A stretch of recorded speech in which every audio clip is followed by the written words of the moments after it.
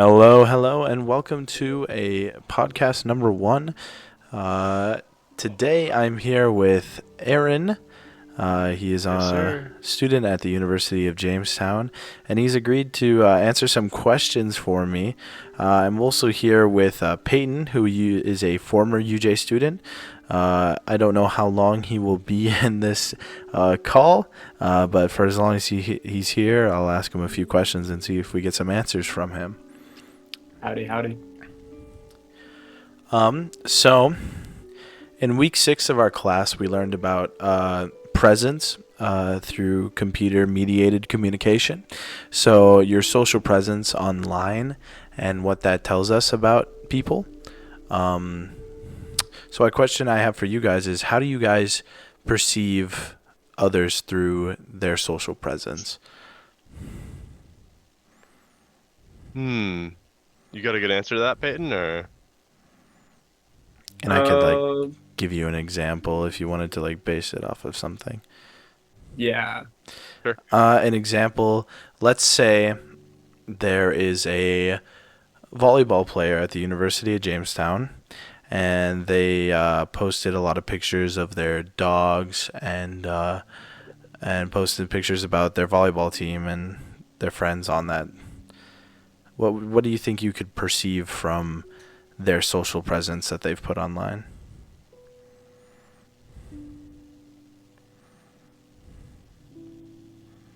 I guess it's Yeah, like go a for it, family Mm-hmm. dog. If it's like a family dog, I'm thinking like this is a big family person, likes to be home, chill with the family.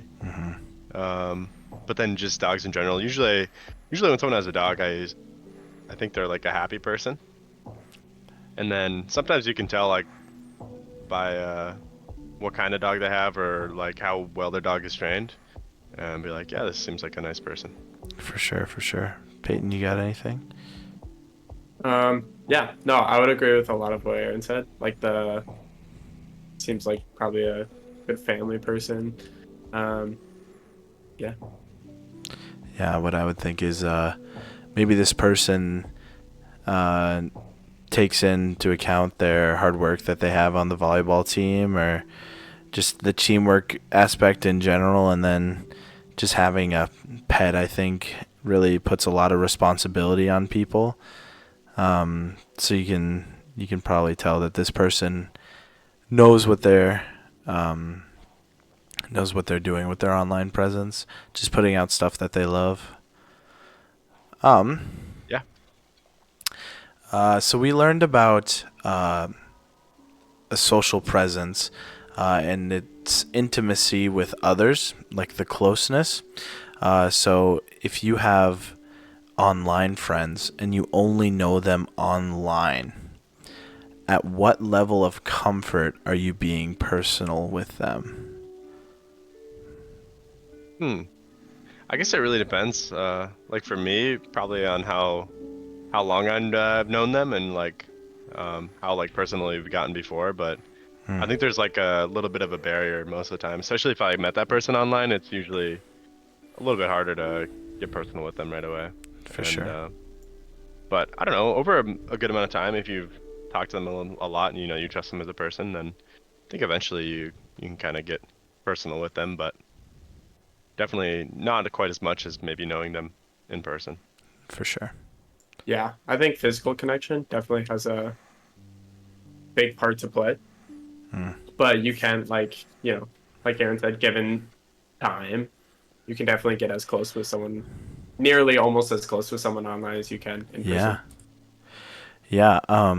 Not a personal experience thing. I know all of my online friends, but one of my good friends at the University of Jamestown, Justin, he is like friends on Xbox with just a bunch of guys that he doesn't like fully know. I mean, he does now, but he didn't know them when they first met, and I think it was just the years of growing and playing and having fun together. They decided to go on a trip together, and they all met for the first time. And I just think that's always a like such a fun thing that I would want to do but I'd also be like scared. Like, I know Yeah. these guys, but I don't know these guys. Yeah. So, but he said it went really well, and I mean, obviously they're still great friends today, and probably better for it that they met in person. So, yeah. That's cool. So in class, we learned about the 4 approaches to social presence with an audience across our computer-mediated platforms. So there's a budgeted social presence, which assumes that the audience will manage their attention around a large number of people and focus on communication efficiency. So say a business trying to communicate with people through their social presence. Then there's entitled social presence, which attempts to promote social presence by limiting the number and variety of sources that they have. So I did an audit on the Green Bay Packers, and they only have a limited amount of social media presence. It is all of the Facebook, Instagram, but then after that, it's just their website, and that's all the social presence that they give out.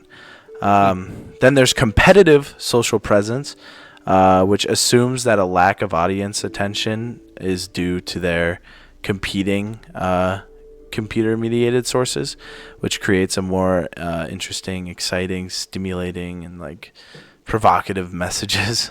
And the last one is invitational social presence, which invites an audience to interact with them and understand their perspectives by listening and creating feelings and safety. So a personal influencer or something like that.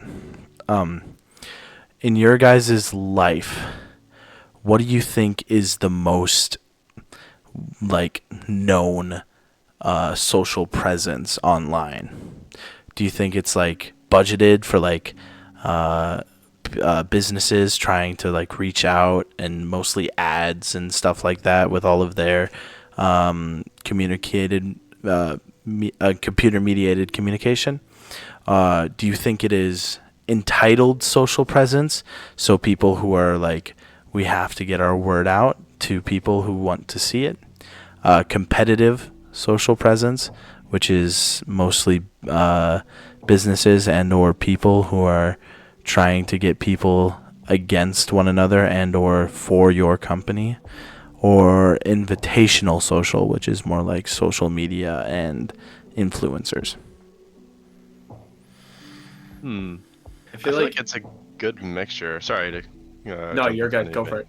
I feel like it's a good mixture, but I guess the ones that I pay attention to probably more, if probably is competitive, because I don't know. I think there's a good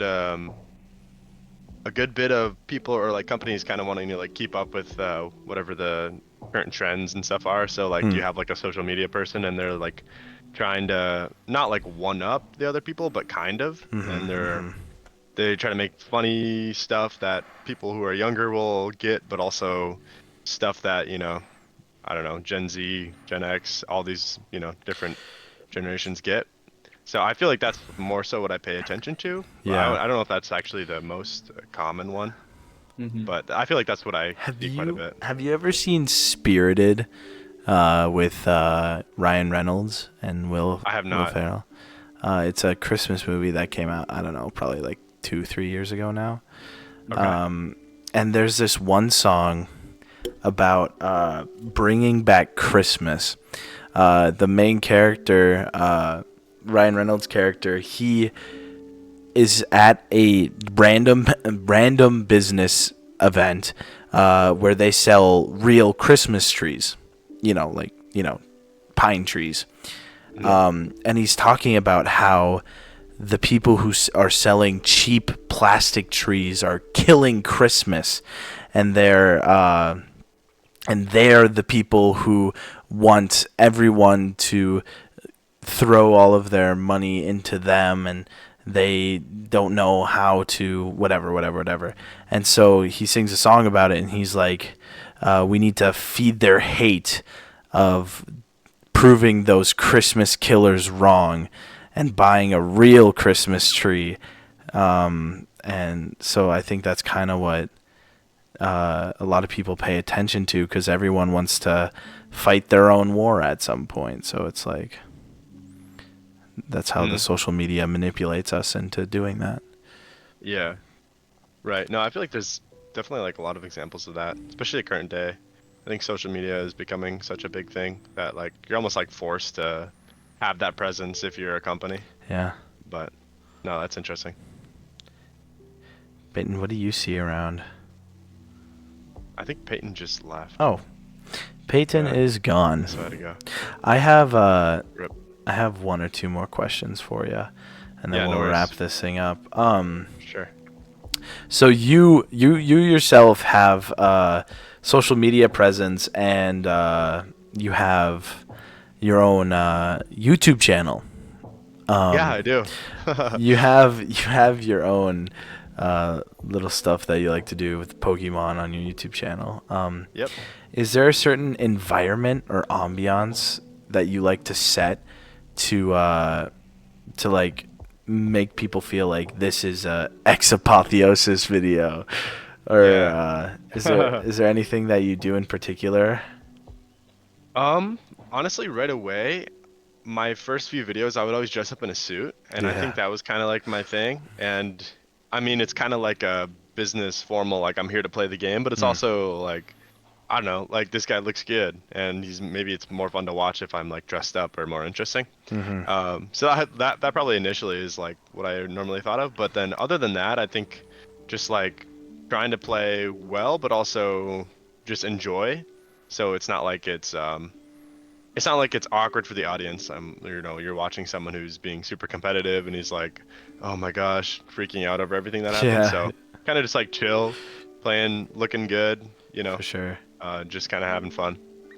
I too have a YouTube channel and a social presence online. On my channel, it is an amalgamation of a lot of different things. But I like having a funny tone to all of my videos. So it just my presence I like to put on screen is giving someone something to laugh at and like cheer up their day. I went in high school. I was very active on my YouTube channel, and I posted a series of short videos, and it's like 5 or 6 seconds of me just doing one thing or saying one thing and just trying to get a laugh out of it for one of my friends or my friend groups. So there's this one video where I'm trying when it was super big at McDonald's, it was the Travis Scott burger. Oh yeah. And there was so much hype around it. There's so many videos about it. It's like, you know what I'm here for, and plays the Astro World. Oh yeah. But I remember this. I made a video, and it's only like 7 seconds long, and I'm like, I got the Travis burger here. We're gonna try it out. And so I take a bite of it, I chew on it for a bit, and I'm like, it's just a burger. And then the video cuts and it's over. and that's all it is. And I love it. That's one of my favorite videos that I have on my channel, because it's so simple and it's so goofy that it's just funny. So that's like the presence that I like to put out, and I really appreciate it when people comment and reach out and say that was funny. That was funny. Yeah, I know. I remember that video. It's funny. I feel like also like with TikTok and Vine, that kind of like made it popular, where it's like it's not always something that catches you off guard, but sometimes you're just like, oh, I did not expect that, but it's something funny, and it's something that you're just like, I don't know. For sure. Aaron, I have one more question for you. Yeah. In the future, with what we've talked about today, are you going to end up changing your social presence in any way, or you think you're going to excel and do more of what you want to do? You make a new channel or something? What's new for you? I'm not sure. Honestly, I've been thinking about like I've kind of been not as active on my YouTube channel as of late, and part of me's thinking of like a kind of like a rebrand where I, actually get into it again and lock in. Yeah. But I don't know. I could definitely use some of these tips that we talked about today, make it a little bit funny. But what I need to do is I need to get better at my editing skills and get the suits, back in my closet ready to go, and then For sure. start making jokes, doing, I don't know, kind of combining multiple methods, I guess. But yeah, I don't know. As of right now, though, not like a whole lot of plans, but that's one goal that I've had is actually to try to like work on my YouTube channel a little bit, make my content a little bit more enjoyable. Awesome. Well, thank you very much, Aaron, for being here with me. Peyton, Sure. thanks for being here. If you see this at some point, I know he had to go do some stuff. So, yeah, thank you very much for being here. And that's going to be the end. I will see you guys in the next video. See you. Bye. Peace.